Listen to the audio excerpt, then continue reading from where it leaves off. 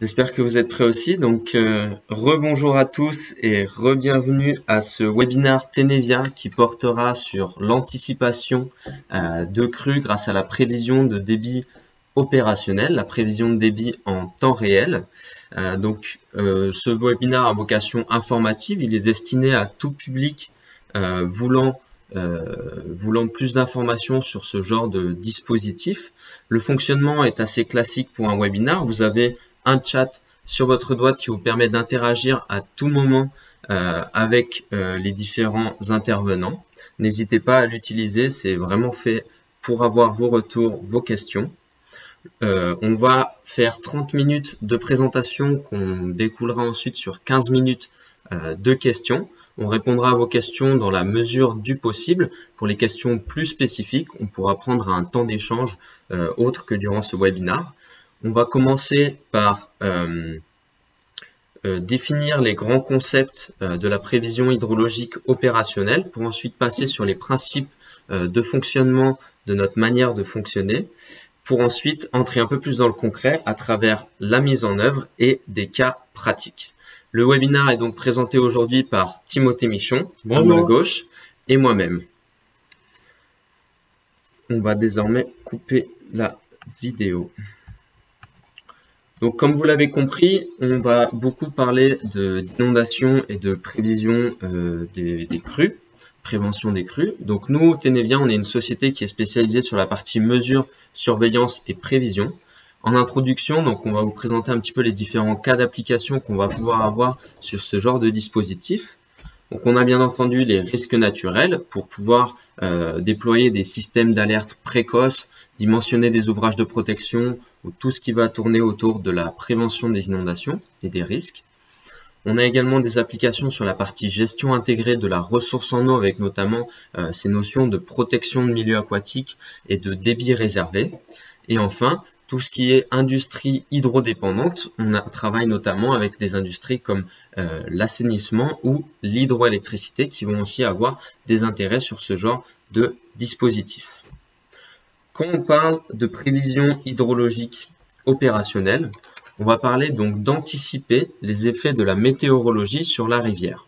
Donc il y a deux grandes dimensions très importantes à distinguer qui seront un peu le fil conducteur de ce webinaire, à savoir la météorologie, avoir une connaissance météo juste, et l'hydrologie, avoir une connaissance de son bassin versant juste. En plus de ces deux variables, on va ajouter également une ligne temporelle, le présent avec l'observation et le futur avec la prévision. Donc l'observation météorologique va passer par des stations météo, généralement des réseaux de pluviomètres, des capteurs de température qui vont nous permettre d'avoir une information sur les précipitations et sur la météo à un endroit donné à un instant T. Et les radars météorologiques qui vont nous permettre d'établir des cartes de précipitation et donc d'avoir une vision plus territoriale de l'observation météo. La prévision météorologique va généralement passer par des modèles météo qui sont généralement proposés par Météo France notamment. On a des données de précipitation grâce à cette prévision à 24 heures, 48 heures, 72 heures avec de mailles de précision qui vont être différentes. Sur la partie hydrologie, l'observation, donc le temps présent, passe par des stations hydrométriques. Donc on a la chance en France d'avoir un réseau de stations hydrométriques assez important, notamment grâce au réseau des services de l'État, DREAL, SPC, mais on va également pouvoir s'appuyer sur les réseaux locaux qui vont être déployés par des collectivités, des villes ou des syndicats de rivières ou autres, ou encore des stations, des réseaux privés, donc les industriels de l'hydroélectricité par exemple vont avoir des stations hydrométriques pour avoir un suivi hydrologique et hydrométrique de leur cours d'eau. Et donc on va se servir de toutes ces données en termes de données d'entrée pour aller sur la quatrième dimension qui est le sujet de ce webinaire aujourd'hui, la prévision hydrologique opérationnelle. Pour effectuer cette prévision, on va se servir de modèles hydrologiques spatialisés, l'idée étant de simuler le comportement d'un bassin versant pour transformer les données de précipitation en informations de débit. Donc si on prend tout de suite un cas opérationnel en action, je dispose d'observations hydrométriques. Donc là, c'est des débits mesurés en noir sur la courbe. Donc cette observation me donne l'information présente de qu'est-ce qui se passe sur ma rivière, à mon point d'intérêt, à mon point d'enjeu. Je peux éventuellement avoir des observations pluviométriques qui me renseignent sur qu'est-ce qu'il est en train de se passer du point de vue de la météo, qu'est-ce qu'il pleut sur mon bassin versant. Mais ces informations sont relatives au présent et c'est le but justement de la prévision hydrologique va être d'accéder à l'information du futur de ma rivière, comment ma rivière va continuer à évoluer, soit en réaction aux observations, soit en réaction aux prévisions de précipitations que je pourrais avoir à disposition. Le but typiquement dans cet exemple-là, ça va être de savoir que dans 1 heure, je vais potentiellement avoir un pic de crue aux alentours de 4 mètres cubes par seconde. On va donc maintenant passer au principe de fonctionnement de cet outil. Donc la prévision hydrologique opérationnelle va reposer sur un outil, donc un modèle hydrologique dont le but va être de représenter le fonctionnement du bassin versant. Ça va être, pour simplifier, une série d'algorithmes qui vont représenter la manière dont les pluies vont se transformer en débit. Donc, comment les pluies vont tomber sur le bassin, comment elles vont s'évaporer, comment elles vont venir saturer, ruisseler, etc. pour arriver dans le réseau graphique et se propager dans la rivière. Un modèle hydrologique va donc être utilisé pour transformer la pluie en débit. Donc pour transformer la pluie en débit, on va pouvoir mettre en entrée de ce modèle hydrologique de l'observation ou de la prévision météorologique et donc accéder à des zones fortement urbanisées ou des zones déjà saturées en eau. Sinon, l'eau s'infiltre dans les premiers mètres du sol qui vont progressivement se saturer en eau, se gorger d'eau. Une partie sera directement réexfiltrée dans le réseau hydrographique et une partie va percoler vers des aquifères plus profonds, des nappes phréatiques, qui, elles, vont se vidanger à des pas de temps beaucoup plus longs, plutôt de l'ordre du mensuel. Donc, ruissellement de surface, exfiltration et vidange de nappes vont se propager, in fine, dans le réseau hydrographique pour arriver, donc, du coup, dans la rivière. Donc ça, c'est le comportement naturel du bassin versant. On peut ajouter des effets anthropiques sur ces processus hydrologiques, notamment l'effet de bassin de rétention, de barrage par exemple, qui vont venir perturber la propagation naturelle des écoulements. Une des particularités du modèle hydrologique que l'on utilise à Tenevia, c'est sa capacité à prendre en compte, à interpréter la variabilité spatiale des précipitations. Donc là, vous avez un exemple du bassin versant du Bevinco en Corse, donc une 60aine de kilomètres carrés, dont le contour est dessiné en blanc ici. Et on projette sur ce bassin versant une carte de précipitation. Donc vous avez vu l'évolution jusqu'à cette date qui est présentée ici, donc à 7 heures. Les précipitations les plus importantes, qui sont de l'ordre de 40 mm par heure, sont représentées en rouge ici, et tombent sur l'aval du bassin versant. Notre modèle hydrologique est en capacité de prendre ça en compte, c'est-à-dire que les zones qui vont être sous l'effet de ces précipitations vont se saturer plus rapidement et vont donc être amenées à générer plus rapidement du ruissellement durant la crue. Tout cela va nous permettre d'avoir des prévisions hydrologiques spatialisées qui seront plus justes et plus pertinentes. Exemple de prévision hydraulique. Donc là, c'est une crue qui a été observée donc, sur le bassin versant de l'Orbe, dans le sud de la France, 1300 km². La donnée météorologique qui est mise en entrée, c'est les données du modèle de Météo France Arome, donc qui prévoit la météo jusqu'à à peu près 42 heures dans le futur, donc précipitation au pas de temps horaire. On rentre donc ça dans le modèle hydrologique qui est déployé sur ce bassin versant. La prévision hydrologique est donnée par le trait noir ici. La chronologie en rouge est l'observation de débit qui a été observée au même point, mais qu'on a bien sûr obtenu a posteriori. Le temps présent étant représenté par la barre en pointillé ici, donc c'est la date à laquelle on est en capacité d'émettre une prévision de débit. Et donc là, on prévoit par exemple pour cette prévision qui a été mise le 12 octobre à 0h00, on prévoit une augmentation du débit dans la future journée à venir. On va répéter cette opération régulièrement, donc là ça va être toutes les 12 heures dans ce cas d'application, pour réactualiser notre prévision en fonction aussi de prévisions météorologiques qui auront elles aussi été réactualisées. Là on anticipe un pic de crue aux alentours de 700 m3 par seconde 42 heures en avance. Donc, comme vous le voyez, donc là, c'est une prévision hydrologique qui a été pertinente, qui a été plutôt juste. La chaîne météorologique et hydrologique a été performante. Malheureusement, ce n'est pas systématiquement le cas, car la prévision hydrologique, elle est entourée d'incertitudes. Deux sources d'incertitudes principales. La première, c'est l'incertitude sur la météorologie, qu'elle soit observée ou prévue, est entourée d'incertitudes. Donc la donnée d'entrée, la matière première du modèle, peut être soumise à des erreurs.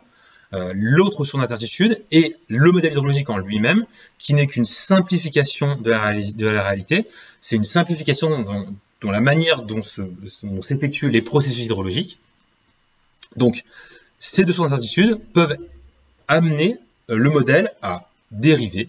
Et pour essayer quand même de maintenir, d'avoir la meilleure prévision hydrologique possible, on va utiliser des observations hydrométriques sur le bassin versant, notamment des observations de débit, sur lesquelles on va pouvoir venir comparer ce que dit le modèle hydrologique au même point. Et dès lors qu'on observera des dérives, donc des écarts, que le modèle est en train d'être erroné par rapport aux observations, on va venir corriger l'état du modèle par des procédures d'assimilation de données automatiques. Donc, ça va consister à ajuster l'état du modèle pour que ces prévisions se rapprochent d'observations, qu'ils finalement soient dans le meilleur état possible pour être améliorées durablement ces prévisions dans le futur. Donc là, on a parlé des principes de fonctionnement donc, du service de prévision hydrologique, et notamment du modèle hydrologique. On va regarder sur cette slide qu'est-ce que tout cela nous permet d'atteindre en termes de temps d'anticipation. Donc si je dispose simplement d'une observation hydrométrique à mon point d'intérêt, je sais exactement ce qu'il est en train de se passer à chaque instant. Par contre, je n'ai pas de temps d'anticipation. Je sais ce qui se passe dans le présent, mais je ne sais pas ce qui va se passer dans le futur. Si je dispose d'une observation hydrométrique à l'amont, je vais gagner en temps d'anticipation. Si j'observe une montée de crue à l'amont, sur ma rivière, je vais avoir le temps que cette onde de crue arrive à mon point d'intérêt, va être finalement mon temps d'anticipation. Donc c'est le temps de propagation hydraulique. Si je dispose d'observations météorologiques, je sais ce qu'il est en train de pleuvoir sur mon bassin versant, et que je dispose d'un modèle hydrologique qui va être capable d'interpréter cette observation météorologique, je vais gagner en temps d'anticipation. Le temps d'anticipation sera là le temps que mettra le bassin versant à réagir à cette précipitation. Je vais encore gagner en temps d'anticipation en ajoutant cette fois-ci en entrée du modèle hydrologique de la prévision météorologique. On va distinguer deux types de prévision météorologique. Tout d'abord, la prévision météorologique immédiate. Donc, c'est une prévision météorologique qui est issue d'une extrapolation dans le futur proche d'observations météorologiques. Ça va être notamment ce qu'on appelle de l'advection radar. Donc, c'est une extrapolation qui va être valable sur la prochaine demi-heure ou la prochaine heure en fonction de la qualité des algorithmes. Voilà.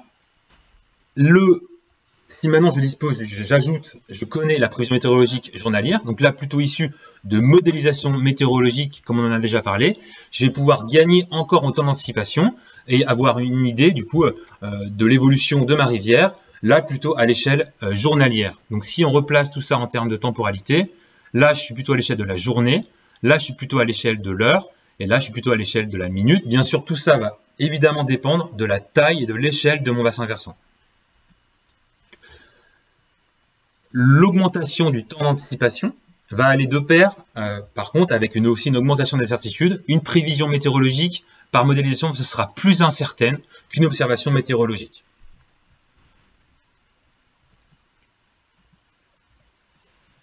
Donc maintenant qu'on a passé les principes, les grands principes de fonctionnement du système, on va pouvoir aller un peu plus dans le concret à travers les modalités de mise en œuvre. On a mis en place un processus en 5 grandes étapes au sein de Tenevia. L'idée étant de dire, demain, je me rends compte que j'ai un territoire à enjeu, à risque sur la partie inondation. Ça peut être pertinent de me projeter sur le fait de pouvoir déployer ce genre de service de prévision hydrologique opérationnel. Donc on va commencer d'abord par la phase stratégie. L'idée de la phase stratégie étant de, premièrement, établir un diagnostic du territoire. Donc ensemble, on va aller regarder les différentes caractéristiques hydrologiques, hydrométriques, hydrauliques du territoire, les différentes actions qu'on va pouvoir mettre en place, qu'est-ce qui existe en termes de données qu'on va pouvoir récupérer, est-ce que vous avez des stations hydrométriques sur votre territoire, est-ce que la donnée est accessible, le radar météorologique fonctionne-t-il bien, avez-vous un réseau de pluviométrie, est-ce que les facteurs limitants tels que, est-ce qu'il peut y avoir des facteurs impactants tels que la présence d'ouvrages hydroélectriques sur le bassin versant, tels que l'influence de la fonte des neiges sur le cours d'eau, etc., etc. L'idée étant de pouvoir créer une stratégie pertinente qui va pouvoir relier les besoins qu'on a exprimés avec les différents enjeux du territoire, définir les données d'entrée pertinentes qui vont être utilisées, à savoir qu'il n'y a pas de bassin versant idéal, puisque le fait de prendre en compte autant de données d'entrée va faire qu'on va pouvoir s'adapter à peu près à tous les bassins versants. Et donc, une fois qu'on a ces données d'entrée, on va pouvoir définir les points à enjeu sur votre territoire qui méritent une prévision hydrologique en temps réel. Donc, à partir d'un bassin versant, on va généralement mettre en place des points de prévision là où il y a des stations d'observation pour pouvoir créer cette notion d'assimilation et d'ajustement avec les observations hydrométriques. Et on va pouvoir créer d'autres points sur lesquels il n'y a pas de point d'observation physique pour couvrir un territoire plus vaste sur lequel il y a des enjeux et pas forcément de points d'observation directs. Donc là, c'est un exemple de différentes stations virtuelles qu'on va pouvoir mettre en place au sein du territoire. Donc cette phase de stratégie est très importante et va permettre ensuite de déboucher sur toutes les autres phases de mise en œuvre du processus. Une fois la stratégie établie, on va pouvoir passer à la phase de création du modèle. Concrètement, on va venir adapter notre modèle hydrologique à votre bassin versant. Notre principale donnée d'entrée pour cette adaptation au bassin versant, c'est la donnée topographique. On utilise beaucoup la topographie pour le modèle hydrologique. C'est cette topographie notamment qui va présupposer les zones qui vont avoir tendance à générer du ruissellement. La topographie seule nous permet de mettre en place une première ébauche de modélisation hydrologique, mais qu'on va tenter d'affiner par un calage si des observations hydrométéorologiques passées, historiques, sont disponibles sur votre territoire. Concrètement, on va venir récupérer, donc pour le calage, concrètement, on va utiliser des observations météorologiques, donc de pluie plutôt, et des observations hydrométriques en différentes stations sur le territoire, donc ces données devront être concomitantes. On rentre l'observation météorologique dans le modèle, on ajuste de manière automatique et expertisée les paramètres du modèle, de façon à ce que ces sorties, donc le débit qu'il prévoit, se rapproche le plus possible des observations hydrométriques que l'on avait à disposition.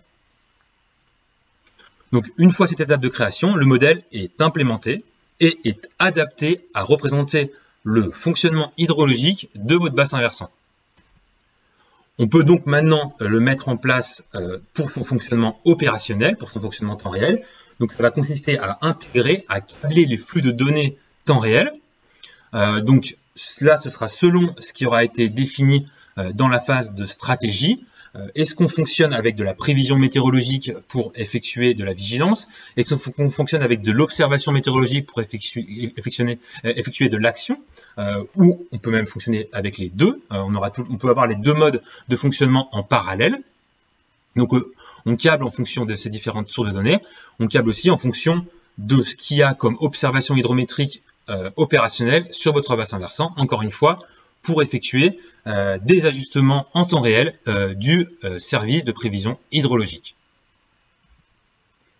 Une fois que le modèle est complètement câblé, que les données d'entrée arrivent, sont validées et qu'on peut réaliser cette prévision hydrologique opérationnel, on va passer à la phase de déploiement pour l'utilisateur final. Donc la phase de déploiement passe par la mise en place d'un système de supervision, sachant que le modèle et le service qu'on a déployé permet, c'est un système ouvert, donc qui va permettre d'utiliser un système de supervision existant, un système de supervision à créer sur mesure, ou la supervision qu'on propose à l'heure actuelle au sein de Tenevia. On va ensuite paramétrer les différents accès des utilisateurs, les différents accès aux autorités compétentes pour pouvoir paramétrer les alertes en fonction des seuils et en fonction des sites à enjeu. Lors de la phase du déploiement opérationnel, on sera donc prêt avec notre accès à la donnée. Donc là, vous avez un exemple de tableau de bord mis en place par Tenevia sur la métropole de Toulon avec une donnée cartographique ici pour représenter les bassins versants et les différents points d'observation hydrométrique mis en place sur le bassin versant. On a un graphique qui permet de représenter globalement ce qui se passe sur mon bassin. Donc on est avec ce trait bleu, on voit à quelle heure on est quand a été effectué le dernier run. Les précipitations qui sont prévues par, pour le coup, le modèle Arome de Météo France. Ici, en noir, on a les 3 premiers points d'observation hydrométrique, donc le débit qui a été observé par les stations sur site en physique. Et la courbe rouge permet d'observer le débit, comment est-ce qu'il va augmenter. Donc là, c'était un pic de crue qu'on a déterminé 24 heures à l'avance grâce uniquement à la prévision météorologique. Une fois que c'est mis en service, on va passer sur la phase utilisation opérationnelle. L'idée de l'utilisation opérationnelle, ça va être de maintenir le système, de l'améliorer. Donc on va effectuer des maintenances informatiques pour s'assurer que tout se passe bien. On va expertiser la donnée pour constamment améliorer notre système, accompagner nos utilisateurs finaux à travers la gestion de ces risques-là et la gestion de ce service de prévision. Et on va pouvoir aussi mutualiser avec d'autres structures. On l'a dit précédemment, on va pouvoir, le fait que ce soit spatialisé, pouvoir couvrir un territoire plus vaste que uniquement avec des stations physiques. Donc on va pouvoir ajouter d'autres points à enjeu qui vont être possibles d'être mutualisés avec d'autres structures par des accès aux supervisions, etc. On va donc maintenant vous présenter quelques cas d'application, deux notamment, sur lesquels ce service de prévision opérationnelle a été déployé et fonctionne actuellement. Premier exemple d'application, donc la métropole de Toulon. Métropole du Toulon où donc le service de prévision a été déployé. Donc c'est une métropole qui est fortement urbanisée et qui est située dans le sud-est de la France et qui est régulièrement soumise à des orages méditerranéens, donc des crues rapides, notamment cet automne. Donc Hydrocor a été déployé sur les 4 fleuves côtiers que sont le Roubaud, les Goutiers, le Las et la Rep, dont les bassins versants sont affichés ici, 12 km², 48 km², 42 km² et un peu plus de 87 km² pour le dernier. Donc c'est des bassins versants qui réagissent rapidement, ils réagissent dans l'heure, on va dire. Le mode de fonctionnement qui est actuellement opérationnel sur cette zone, c'est le mode de fonctionnement en prévision journalière. Donc on utilise les prévisions météorologiques du modèle de Météo France Arome pour émettre des prévisions hydrologiques. Là, on va aller jusqu'à 24-48 heures dans le futur. Sur ces 4 bassins versants, on a 4 points d'observation hydrométrique qui sont des stations équipées de caméras qui vont mesurer le débit par analyse d'images. Donc c'est des débits qui sont mesurés en temps réel. Donc le modèle assimile sur ces 4 points les données pour se maintenir le mieux possible dans le bon état. Donc ça, c'est le premier cas d'application qui fonctionne actuellement. Deuxième cas d'application, on est aussi sur une métropole qui est située dans le sud-est de la France, soumise à des orages méditerranéens, donc tout petit bassin versant, le Magnan, 12 km², donc à proximité de Nice, sur une zone là aussi fortement urbanisée.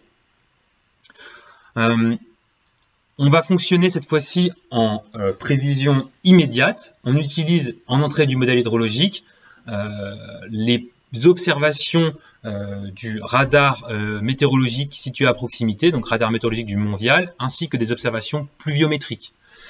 On utilise aussi ce qu'on appelle de la prévision immédiate en termes de météorologie, donc de l'advection radar, donc c'est une extrapolation dans le futur proche d'une observation radar. Donc ça s'appelle de l'advection radar. Les temps d'anticipation du point de vue de la météorologie sont de l'ordre de l'heure, mais difficilement plus. Sur ce bassin versant, on produit des débits au niveau de 5 stations virtuelles, disposées ici, ici, et au niveau des 3 points rouges qui sont disposés plus bas. Donc on a 3 caméras qui font de la mesure. La dernière fait de la mesure de débit. Cette donnée est assimilée en temps réel, toujours pour maintenir le modèle dans le meilleur état possible et produire la prévision la plus juste qu'on puisse espérer. On arrive sur la fin de cette présentation. Merci de nous avoir suivis. Donc pour conclure, globalement, gagner du temps sur la crue pour une cellule de crise peut être un enjeu très important. La prévision hydrologique va donc permettre d'avoir une information à la journée, 24 heures, 48 heures avant, pour entrer dans un mode de vigilance. On va ensuite affiner cette prévision via les données d'observation météorologique pour avoir des informations de débit à 2 heures à l'avance, mais plus fines, pour passer du mode de vigilance au mode d'action. Et on va se servir des données du territoire pour assimiler et ajuster notre modèle de prévision pour faire en sorte qu'on ait la meilleure prévision possible. Merci encore. On va désormais passer à la phase de questions-réponses. Donc on a déjà eu plusieurs questions. On va essayer d'y répondre de la meilleure manière possible. N'hésitez pas à mettre en place ces questions. On vous enverra un email à la fin également pour avoir vos retours. Le plus de retours on a, le mieux ce sera pour pouvoir améliorer nos webinars, nos prochains webinars. Et donc on vous laisse quelques instants pour qu'on puisse ensuite répondre à vos questions. On va prendre un quart d'heure pour pouvoir répondre à ces questions et on pourra prendre après un échange téléphonique pour les aspects plus spécifiques. Pour la partie parler de l'estimation de débit grâce à une caméra, donc ce n'était pas le sujet du jour puisqu'on se penchait sur le volet prévision. En revanche, au mois d'octobre dernier, nous avons effectué un webinar sur la mesure et la surveillance des cours d'eau par caméra. Il est toujours disponible sur notre chaîne YouTube. C'est le même format que celui que vous êtes en train de suivre à l'heure actuelle. Vous pouvez aller le regarder pour avoir plus d'informations sur ces estimations de débit par caméra. On peut également prendre un temps pour échanger par téléphone. Autre question sur donc les fonctions de production et de transfert dans notre modèle hydrologique. Alors, je ne vais pas rentrer directement dans la mécanique du modèle hydrologique, mais au sein de HydroCore, en fait, on a voulu une structure de modèle hydrologique qui soit modulaire, dans lequel on peut mettre en place plusieurs types de fonctions de production, plusieurs types de fonctions de transfert, etc. Mais on va dire que de manière courante, on génère le ruissellement par zone saturée. C'est-à-dire qu'en fait, en fonction de la topographie notamment, des zones viennent à se saturer. Et dès lors que donc cette zone est saturée, on génère du ruissellement donc dessus.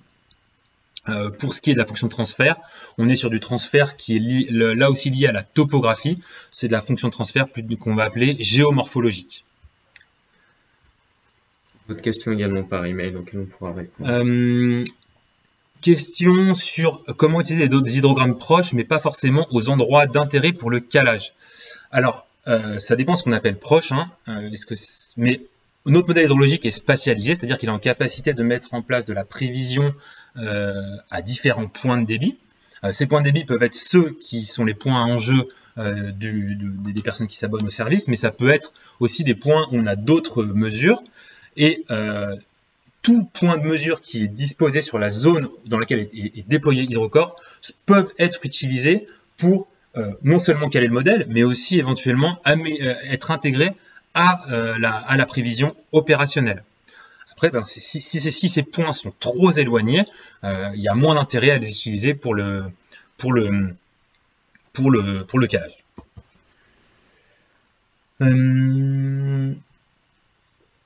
Quelle finesse de topographie pouvons-nous traiter? Alors, on a essayé de travailler directement avec la topographie à 5 mètres. Pour l'hydrologie, ça présente pas finalement d'intérêt d'aller si bas que ça. C'est bien pour l'hydraulique, mais pas pour l'hydrologie. Nous, on travaille généralement avec de la topographie à 25 mètres, ce qui nous suffit en termes de résolution. En gros, on travaille entre 25 et 75 mètres, suivant ce qu'on a comme données topographiques, si on la récupère nous de notre côté, ou si le client a lui-même de la topographie à nous mettre à disposition.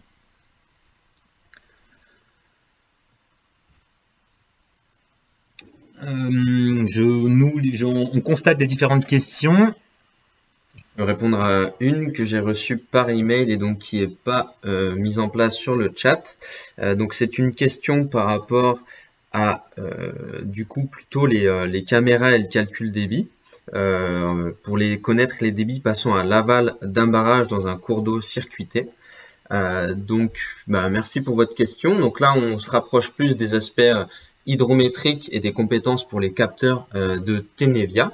Donc, ce qu'on fait généralement, c'est qu'on a un mode de processus assez similaire lorsqu'on se pose des questions sur le suivi des débits et sur la possibilité d'utiliser une caméra pour cela.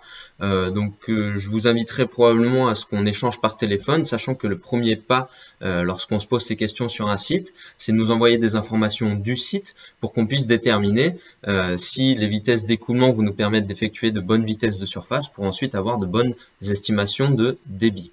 On en parlera également et après ça peut s'inscrire également aussi, donc ces informations produites par ce capteur Camflow qui permet d'avoir des estimations de débit peut être intégrées à Hydrocore et donc à notre modèle de prévision hydrologique opérationnelle. Donc il y a deux questions qui se rejoignent un petit peu. On parle d'antériorité des pluies, on parle de modèle pour la gestion de la ressource, étiage, etc. Ce qu'il faut savoir, c'est que notre modèle hydrologique, le service, fonctionne en temps réel, en continu. On a beaucoup parlé de crue, mais en fait, il fonctionne à chaque pas de temps et il prend en compte et la précipitation et la température. Donc, l'état de saturation des sols est réévalué à chaque instant, ce qui fait que et on assimile même à l'étiage, si on les a, les débits, pour se rapprocher aussi de cet état relativement asséché du bassin versant. Donc, l'état de saturation, finalement, est évalué à chaque pas de temps. Le modèle hydrologique peut être utilisé donc aussi pour ce genre d'application, même si on n'a pas de cas d'application à vous présenter là-dessus, parce que nos clients nous questionnent souvent pour cette problématique de crue. Question sur est-ce qu'on a des données historiques. Alors nous à Tenevia, on récolte pas spécialement de données historiques.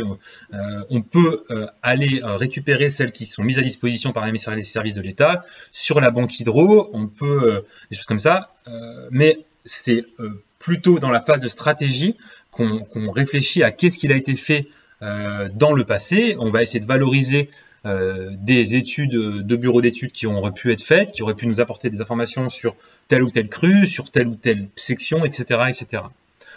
Mais on ne récolte pas, nous, tout un pool de données de notre côté, quoi. Alors, question sur la notion des bassins non jaugés. Alors, la question exactement est comment est-ce qu'on transfère les paramètres du modèle vers des bassins non jaugés? Alors, il y a deux manières de répondre à ça. De base, on essaye d'éviter d'être dans un cas totalement non jaugé. Dès lors qu'on déploie un bassin versant et qu'il n'y a pas de station hydrométrique, donc pour ceux qui ne savent pas, ce qu'on appelle un bassin jaugé, c'est un bassin versant où il y a de la mesure hydrométrique sur un des points de la rivière. Si le bassin versant sur lequel on se déploie n'a pas de station hydrométrique, on va tout d'abord essayer d'étendre la zone de déploiement pour y intégrer potentiellement de la donnée hydrométrique. Si ce n'est pas le cas, le modèle hydrologique Hydrocore repose sur une valorisation des données topographiques et donc peut fonctionner en non jaugé avec des paramètres par défaut. Il sera moins performant, mais on se déploie avec du coup en valorisant les données existantes dans ce cas-là, quoi. Il n'y a pas réellement finalement de transfert des paramètres comme la question le posait. Question sur quelle est la plus-value proposée par Tenevia par rapport à Predict. Alors, je vais essayer de ne pas dire de bêtises, mais on Predict, leur rôle est de faire de l'alerte pluviométrique, de l'alerte sur des pluies extrêmes. Nous, la pluie est notre donnée d'entrée, et on va plutôt faire de l'alerte sur de l'hydrologie. Alors, on pourrait résumer ça d'une manière, c'est de dire que dès lors qu'il ne pleut pas, finalement l'hydrologie a peu d'intérêt. S'il y a des pluies vraiment extrêmes, le modèle hydrologique perd un peu de son intérêt. Par contre, pour tous les cas intermédiaires, on pourra avoir des crues. Si le bassin est déjà saturé en eau, par exemple, une petite pluie pourra provoquer une crue. Et c'est important pour tous ces cas intermédiaires d'avoir un modèle hydrologique qui connaîtra en temps réel l'état du bassin versant et qui sera capable de prévoir la manière dont même une petite pluie ou une pluie localisée sur un endroit du bassin versant spécifique va potentiellement pouvoir générer une crue. Donc finalement, on n'est pas sur une plus-value vis-à-vis Predict. Pour moi, c'est plutôt avoir de manière complémentaire.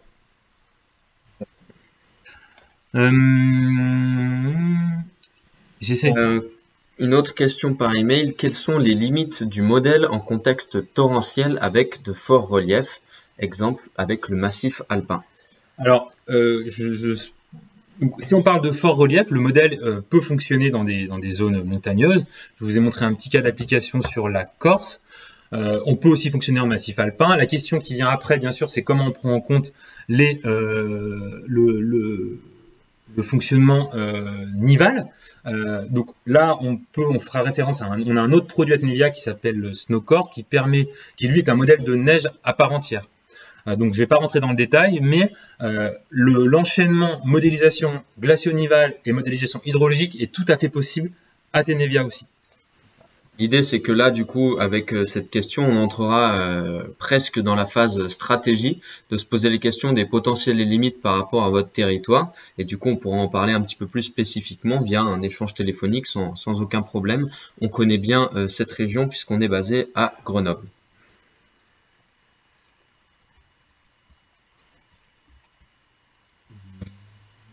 C'est bien, on a eu beaucoup de questions très intéressantes. Je pense qu'il y en avait une sur la saturation des sols. Si, ça, c'est bon, c'est vrai qu'on a traité.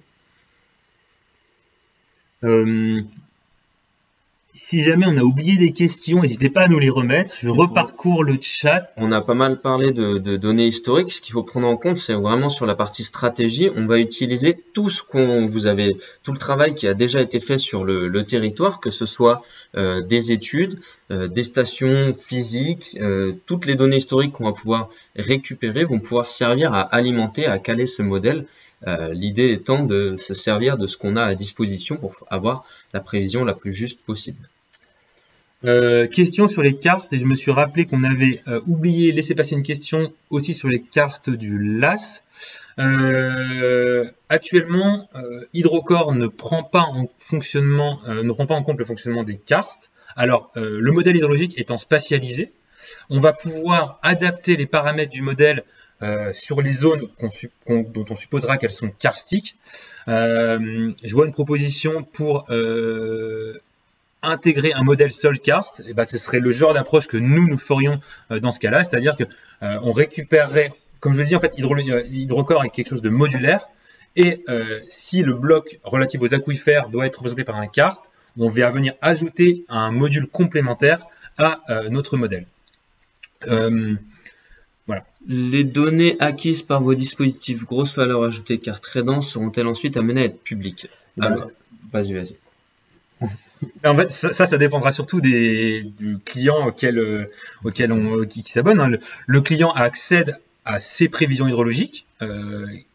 Au final, après, c'est à lui de décider ce qu'il en fait et surtout qu'est-ce qu'il décide de prendre de décision avec? Il peut très bien, effectivement, si, je ne sais pas, par contre, je prends la métropole de Toulon, décide de rendre publiques les prévisions hydrologiques produites avec le service Tenevia.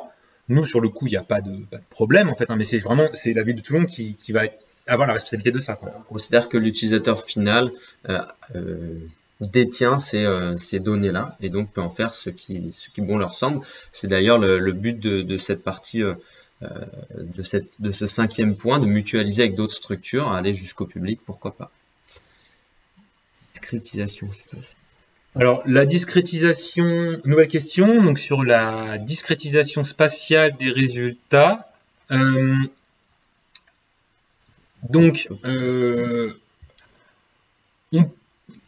fait, nous, la limite, on peut mettre des stations de prévision, des stations virtuelles à peu près tous les mètres, hein, enfin la résolution du MNT, donc tous les 25 mètres si on veut. Après, ça perd vraiment de son utilité. Une discrétisation spatiale à l'ordre de 5 km pour des 5 km² pour des petits bassins versants peuvent paraître pertinentes. Sur des grands bassins versants, ça perd son intérêt. On va plutôt passer à l'ordre de 25-50 km². Mais en tout cas, le découpage du bassin versant, la discrétisation du bassin versant va être effectuée avec en 3 niveaux.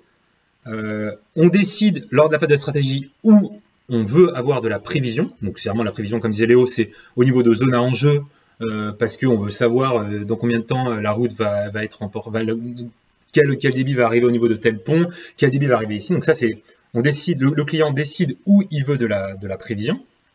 Ensuite, on regarde où est-ce qu'on a de l'observation hydrométrique pour y mettre des stations là aussi de prévision pour pouvoir après mettre en place le processus d'assimilation de données au niveau de ces points. Et ensuite, on vient compléter ces points avec, de manière automatique pour discrétiser de manière assez pertinente le territoire. Voilà, donc j'ai reçu encore trois questions sur mon email. On va y répondre et après, on pourra terminer ce webinaire puisqu'on arrivera à la fin de ces 15 minutes de questions-réponses. Donc, première question, Timothée. La phase de réajustement de votre modèle par de la mesure réelle au pas de temps t est appliquée sur les pas de temps t, t plus 1, t plus 2, etc. Mais y a-t-il du réajustement sur les pas de temps antérieurs? Alors, je peux relire la question. Alors, je vais essayer de répondre à... en gros, quand on fait une prévision au temps présent, donc là il est actuellement 11h44, la prochaine prévision elle va être à 11h45 par exemple, je vais récupérer les observations de débit sur le dernier quart d'heure ou sur la dernière heure en fonction des cas d'application qui ont été fournis. Je fais tourner mon modèle hydrologique sur ce quart d'heure qui vient de passer. Et ensuite, donc en gros, finalement, la comparaison elle est faite entre t et t moins n, on va dire. Et ensuite, je vais dans le futur jusqu'à 1 heure, 2 heures ou 24 heures suivant les cas d'application. Une autre question du coup sur la partie régionalisation. Je suis pas sûr de la comprendre. Alors c'est un peu lié. Alors je vais pas trop rentrer dans les détails. En fait, c'est que on a des paramètres par défaut qu'on applique à notre modèle hydrologique. Et pour le transfert vers un bassin versant dans lequel on n'a pas d'informations, on applique ces paramètres par défaut, mais dont l'impact va être assez réduit du fait qu'on se base de manière préférentielle sur les données topographiques pour avoir notamment une présupposition des zones qui auront tendance à générer du ruissellement. Et enfin, dernière question, et après on pourra clôturer ce webinaire. L'advection radar se résume-t-elle à effectuer une translation des pluies radar observées ou y a-t-il une autre projection dans le temps qui passe par un calcul? Alors, je ne suis pas spécialiste de l'advection radar, donc j'ai botté en touche, mais donc voilà, je vais pas pouvoir vous répondre sur quel type d'algorithme peuvent être utilisés pour faire de l'advection radar. Voilà, donc on arrive sur la fin. Merci beaucoup pour ces questions très intéressantes et très complètes.